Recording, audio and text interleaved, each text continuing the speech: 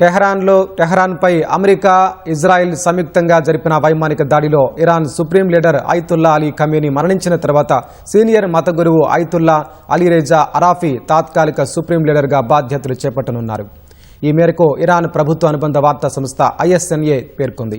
Iran రాజ్యాంగంలోని article 111 ప్రకారం శాశ్వత వారసుని ఎన్నుకునే వరకు సుప్రీం లీడర్ అధికారాలను 3 సభ్యులతో కూడిన అత్యవసర నాయకత్వ మండలి చేపడుతుంది.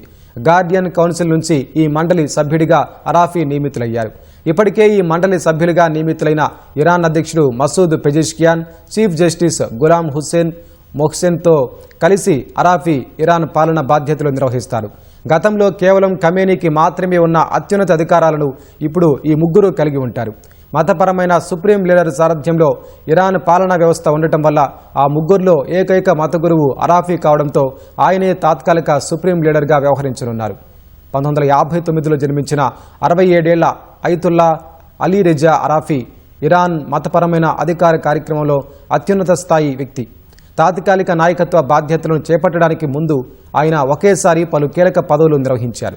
జాతీయ ఇస్లామిక్ సెమినరీల నెట్వర్క్కు అధిపతిగా, గార్డియన్ కౌన్సిల్లో మతపరమైన సభ్యుడిగా, అసెంబ్లీ ఆఫ్ ఎక్స్పర్ట్స్లో సభ్యుడిగా కూడా సేవలందిస్తున్నారు.